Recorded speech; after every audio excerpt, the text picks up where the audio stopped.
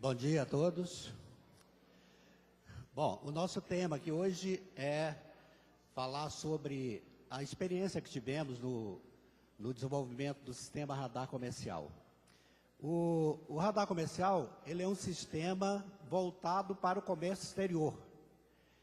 Esse tema, eu acredito que provavelmente não é um tema do cotidiano da maioria das pessoas aqui presentes, né? Então, eu vou procurar ser o menos técnico possível. Not get into technical details, and I'm just going to tell you the story of the development and implementation que tivemos lá no Ministério do Desenvolvimento, Indústria e Comércio Exterior. Essa história já é um tanto quanto antiga, né? Tudo começou no ano de 2001, portanto, já foram 14 anos, né? Mas, apesar desse tempo transcorrido, o radar comercial ainda é citado como um exemplo de sucesso na inovação, em matéria de inovação do serviço público. Eu creio que esse é o motivo da organização do evento ter nos convidado para essa palestra. Esse selo aqui, ele tem apontador aqui? Tem?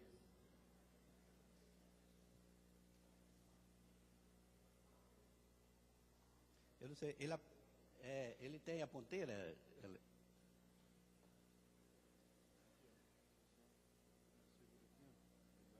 Ah, tá. Obrigado. Bom, esse selinho aqui, ó, ele refere-se ao 9º concurso de inovação pública na gestão, de inovação na gestão pública federal, promovido pela ENAP em 2004, quando o radar ficou com a primeira colocação. Mas o que é o radar comercial? O radar é um sistema, é uma ferramenta, né, de inteligência comercial que auxilia na identificação de oportunidades de negócios, né, de identificação de mercados e produtos que tenham potencialidade para incrementar as exportações brasileiras. Então, o sistema tem esse perfil. E qual foi o motivo, né, o que ocasionou a criação desse sistema? No ano de 2001, lá atrás, existia lá na SECEX, a Secretaria de Comércio Exterior, já existia a constatação de 2 problemas que estavam intimamente ligados ao desempenho das exportações brasileiras. Esses problemas eram a reduzida participação das pequenas e médias empresas brasileiras no mercado externo, né, e a carência de instrumentos capazes de auxiliar os órgãos públicos na identificação de produtos e mercados prioritários. Naquela época, as pequenas e médias empresas brasileiras participavam com apenas 2,4% do total exportado pelo Brasil. Sendo que, em matéria de quantidade de empresa, né, as pequenas e médias empresas são mais de 90% do total das nossas empresas. E no total exportado, elas participavam com apenas 2,4%. E quando a gente compara esses números com outros países, naquela mesma ocasião, na Itália, por exemplo, as micros e pequenas empresas participavam com mais de 50% do valor exportado. É lógico que temos que considerar aí as variações, né, de um país para outro, a estrutura dos setores produtivos, a cultura comercial existente no país, até mesmo a metodologia para classificar as empresas por porte, né? Tudo isso, lógico que tem que ser levado em conta, mas mesmo considerando essas diferenças todas, a nossa participação era considerada extremamente abaixo da média mundial, né? 2,4%. Por outro lado, não existia na administração federal nenhum instrumento capaz de identificar tecnicamente os produtos e mercados prioritários, né, para auxiliar na definição das políticas públicas voltadas para o comércio exterior. Na ocasião, um estudo feito pela SNI constatou que a principal razão da não participação das pequenas empresas no mercado internacional era a falta de informação, né? A principal causa para esse baixo desempenho, falta de informação. Apesar, isso foi constatado que as pequenas empresas tinham receio em se aventurar no mercado externo, porque achavam que isso era, elas não tinham condições, isso era algo possível somente para as grandes empresas, né? Então, a dificuldade de acesso às informações sobre o mercado externo, os altos custos, né, que ficariam, por exemplo, uma pesquisa de mercado no exterior. Então, esses problemas levavam as pequenas empresas a não se aventurarem nessa área.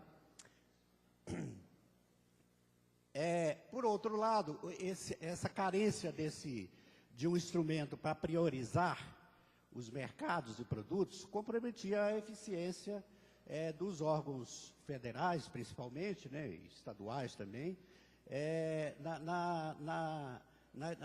nas suas políticas e programas, principalmente aqueles voltados para a promoção comercial, né. Então, diante desse contexto, a Secretaria de Comércio Exterior, em 2001, resolveu desenvolver o sistema radar comercial com os seguintes objetivos: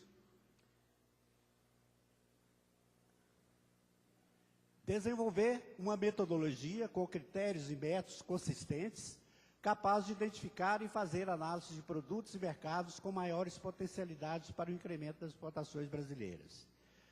Além disso, compilar essas informações detalhadas relativas aos mercados e produtos selecionados, depois de selecionar aqueles produtos e mercados prioritários, levantar informações mais detalhadas sobre esses mercados e produtos e divulgar as informações compiladas de forma mais abrangente possível, né, visando alcançar principalmente as micro e pequenas empresas e, evidentemente, os órgãos governamentais. E o principal desafio aí, né, depois de traçado isso, o que é que vamos precisar? Os recursos que foram colocados à disposição na época foram esses aqui. Humanos, uma equipe de trabalho composta de um coordenador geral, 5 analistas de comércio exterior, um técnico administrativo, um analista de sistema e 2 programadores. E os recursos materiais, a estrutura da própria secretaria, né, uma base de dados sobre o comércio exterior brasileiro da própria SESEX, que são os dados de exportação e importação do Brasil, mas nós não tínhamos uma base do comércio exterior dos outros países. E não tínhamos recursos na época para adquirir esses dados que são pagos, né?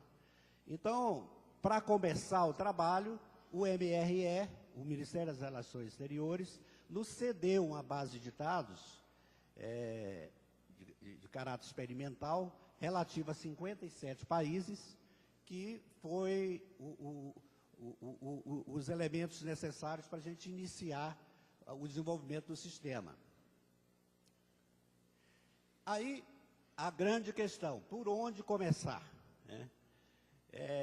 O primeiro passo seria a definição dos critérios, dos métodos a serem utilizados para filtrar, para identificar esses produtos e mercados prioritários, né? Essa fase foi bastante difícil, porque a gente não tinha nenhum parâmetro, nenhum modelo para nos basear, né? Toda a metodologia ela foi criada por meio de ensaios, né, de testes, procurando vincular as informações que a gente tinha disponível com o problema a ser resolvido.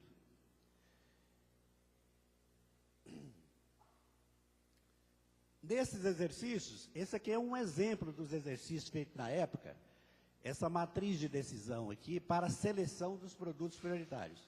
Isso é um dos exemplos do que foi exercitado na época, né? Essa matriz de decisão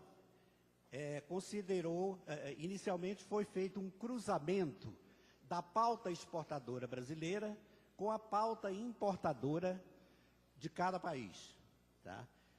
E nesse cruzamento identificou-se a pauta coincidente, aqueles produtos que ao mesmo tempo eram exportados pelo Brasil e importados pelo país em estudo, né?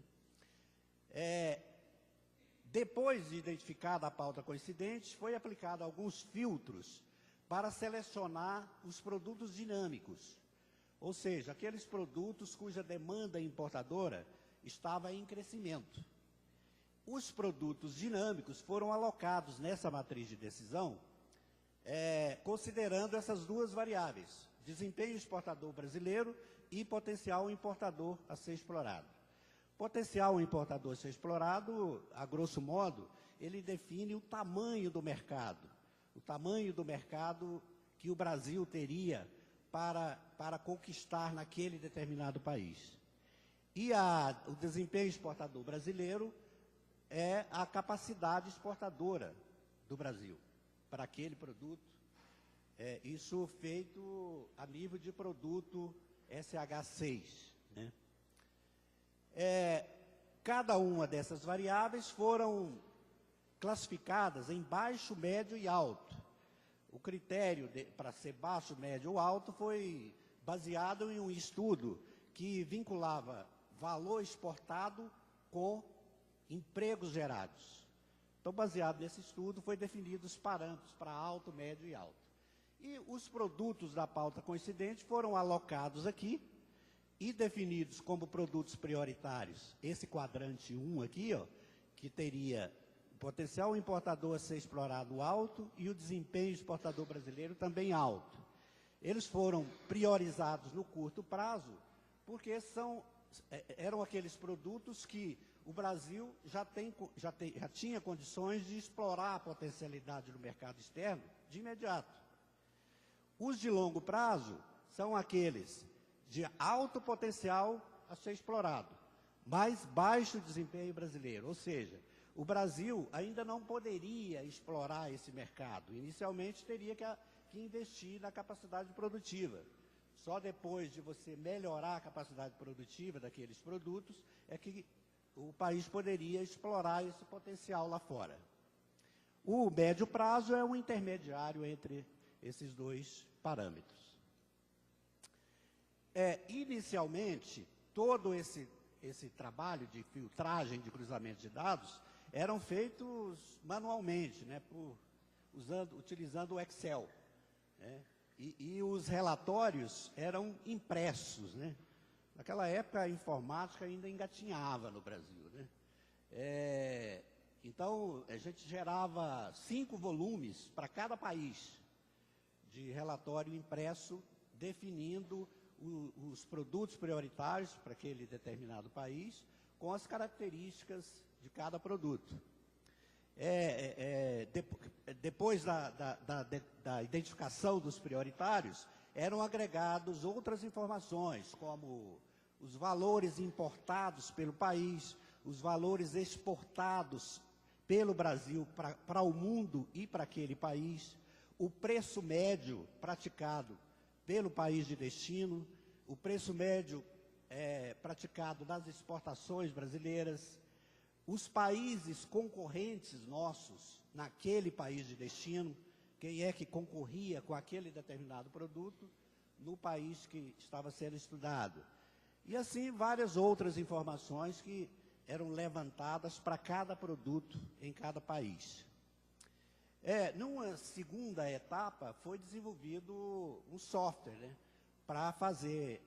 para informatizar todas essas tarefas. E aí, além de facilitar o trabalho todo, foi possível agregar mais uma série de informações, não apenas nos produtos considerados prioritários, mas aí foi possível agregar essas informações para toda a pauta de produtos, para todos os produtos. Além disso, foi possível você fazer análises setoriais, ou seja, agregar os produtos setorialmente, né? E muitas vezes uma política é desenvolvida considerando um setor, um segmento da economia, e não produtos isolados, né? Então, com o desenvolvimento do software, foi possível alargar o âmbito dessas informações que antes eram feitas só para os produtos prioritários. Além disso, foi possível você fazer comparações, né, entre produtos e mercados, para você verificar onde é que você tem mais oportunidades, onde não, né? Então, com a criação do software, ficou muito mais rico a metodologia adotada. Então, as etapas de implementação foram essas aqui, ó. Em 2001, a definição dos critérios, métodos e conceitos a serem utilizados na seleção dos produtos prioritários. Em 2002, foram elaborados e distribuídos vários relatórios impressos, né? Em 2003, é que ocorreu o desenvolvimento do software para automação das tarefas. Em 2004, foi desenvolvido um site, né, na internet para disponibilizar online todas essas informações para qualquer interessado. E, posteriormente, é feita a atualização anual da base de dados. Essa base de dados ela é atualizada anualmente porque o sistema considera sempre anos fechados, e não mensal ou periodicidades menores. Porque o objetivo maior aqui é você analisar as tendências dos mercados. Então, o período de um ano, ou até mesmo de um período maior, os mercados não oscilam significativamente num período curto, né? Então, o sistema utiliza a atualização anual, mas ele trabalha sempre considerando a média dos últimos anos disponíveis, que é uma forma de você evitar sazonalidades, né? Muitas vezes acontece algum problema no comércio internacional que afeta significativamente um determinado produto, mas é um caso isolado, e no ano seguinte ele já volta ao normal. Então, por isso, o sistema utiliza para a avaliação de tendências uma média dos últimos 3 anos.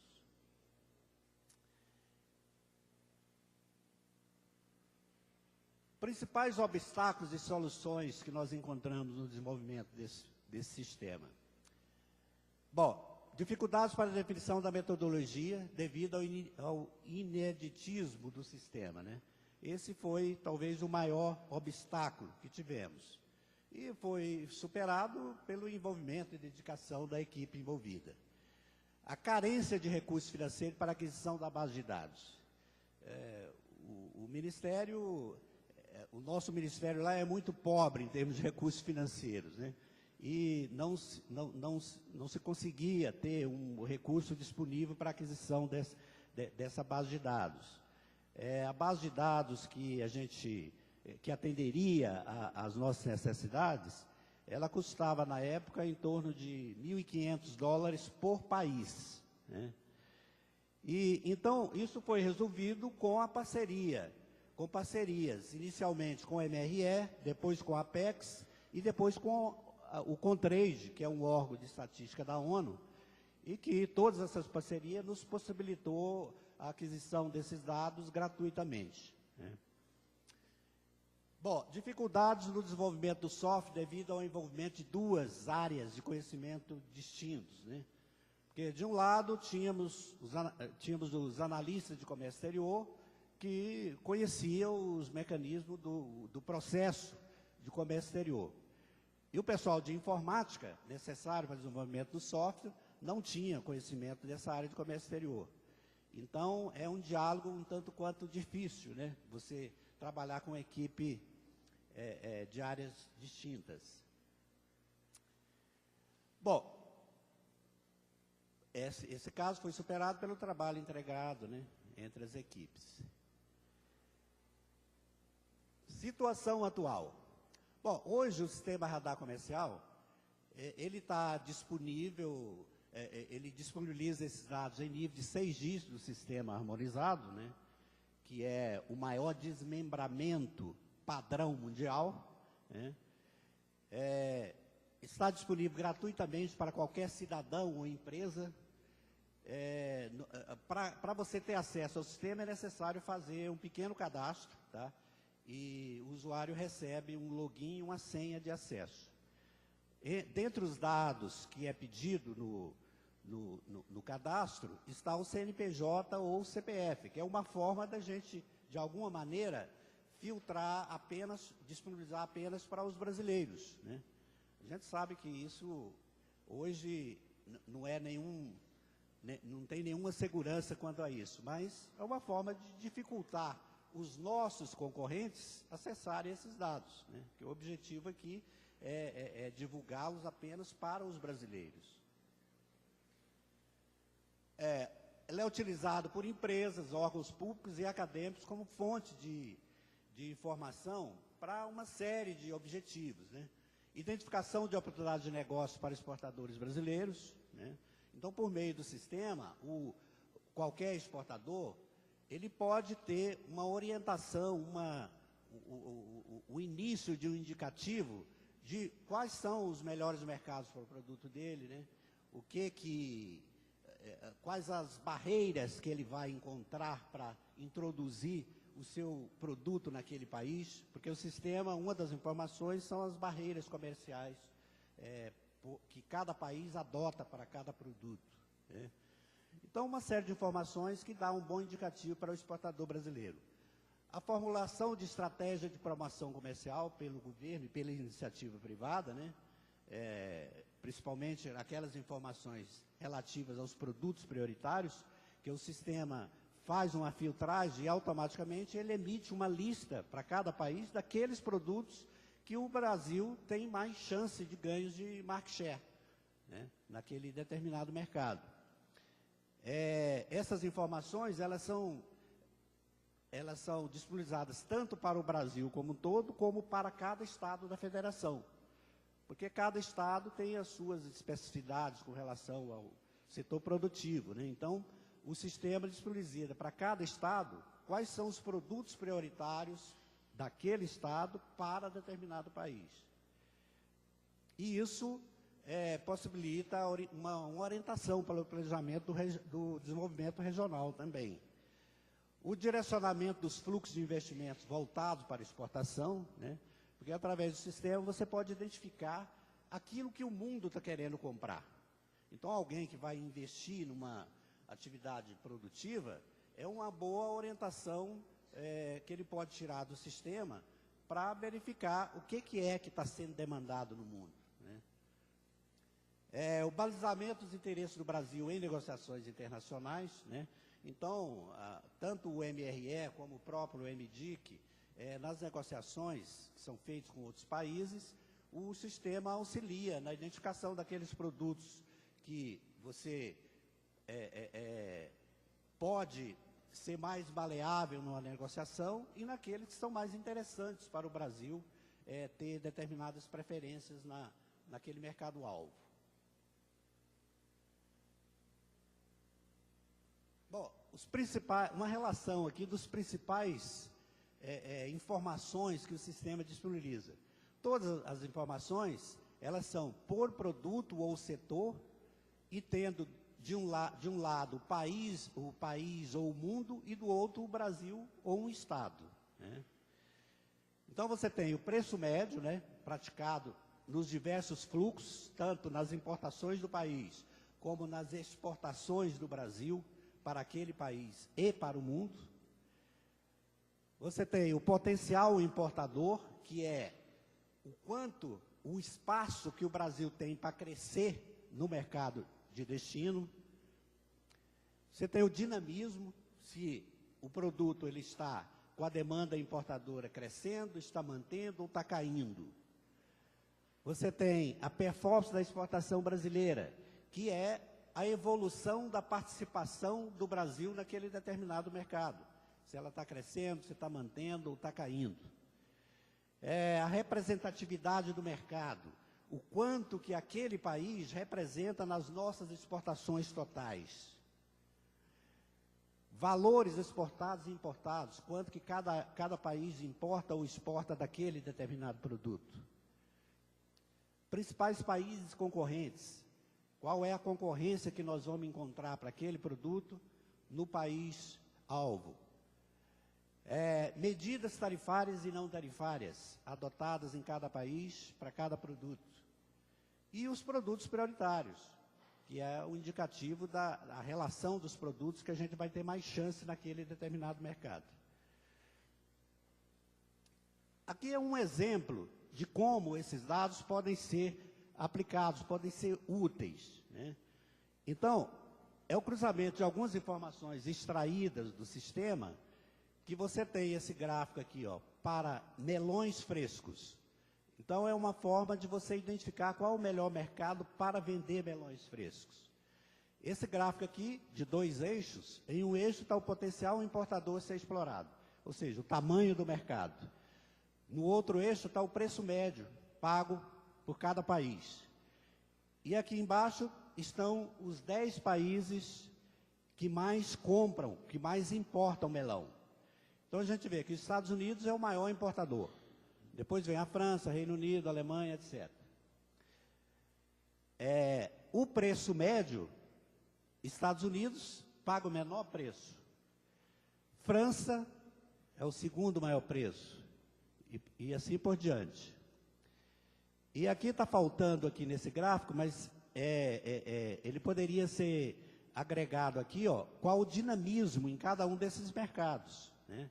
Se o mercado se a demanda de melão está crescendo, está caindo ou está diminuindo em cada um desses mercados.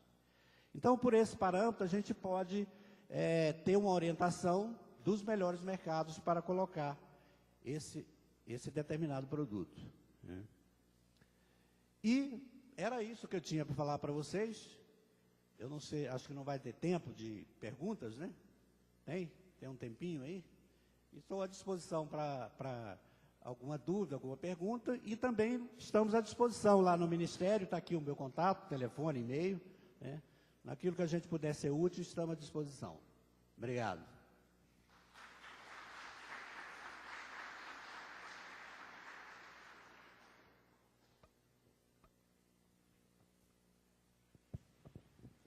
Então, abriremos então para 2 perguntas, devido ao adiantado da hora. Como o nosso convidado terminou, então vamos abrir então para 2 perguntas. Nós já estamos com o recepcionista.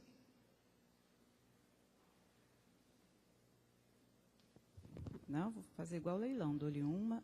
Temos uma pergunta ali. 2. Fechamos.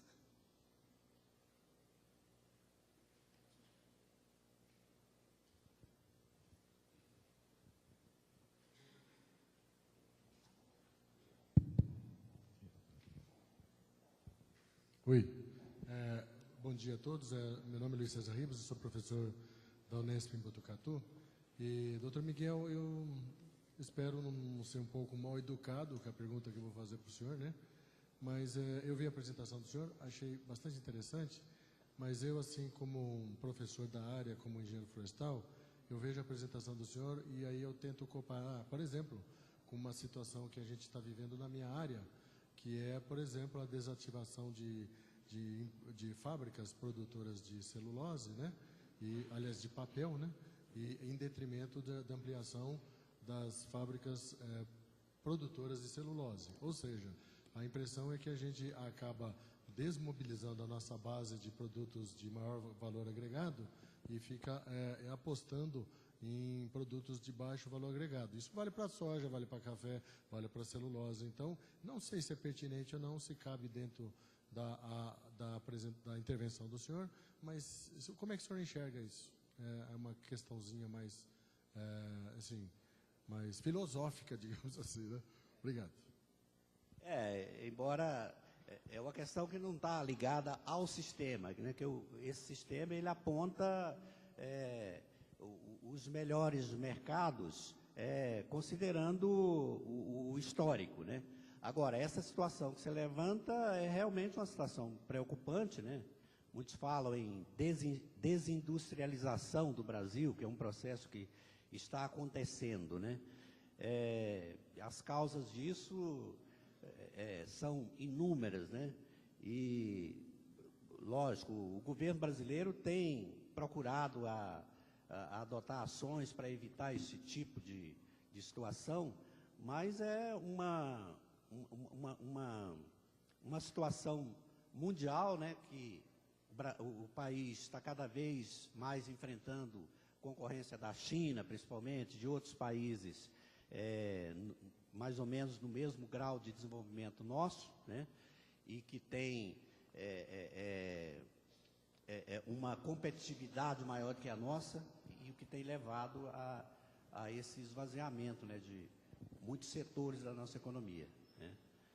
Mas, brevemente, o nosso ministro lá, o ministro Monteiro, vai estar anunciando o Plano Nacional de Exportação, onde vão ser consideradas uma série de ações que vão nesse sentido, né? Esperamos que, num curto espaço de tempo, a situação tende a reverter, pelo menos, né, a tendência. Então, nós temos mais uma pergunta. Por favor.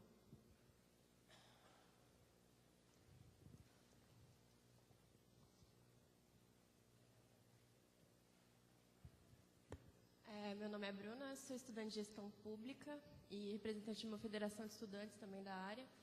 E eu queria saber que aplicabilidade o projeto pode ter para estudantes da área de gestão comercial ou economia, se vocês têm uma proposição para divulgar isso para a área, porque o Congresso é de inovação na educação, então se vocês têm uma proposta para divulgar esse programa para estudantes para usar, seria até uma ferramenta bastante útil. O radar, como eu mostrei aí, ele já está no ar há bastante tempo, desde 2004, né? E a gente sabe que, mesmo quem atua na área, muitas vezes não conhece a ferramenta, né? Eu sou partidário que realmente deveria ter uma divulgação maior, né, para que as pessoas tomem conhecimento da existência, né? O Ministério sempre tem procurado divulgar, principalmente em eventos, né, ligados ao comércio exterior, mas o público em geral muitas vezes não toma conhecimento disso, né? Eu não sei se foi isso mesmo que você perguntou, se foi nesse sentido de divulgação da ferramenta.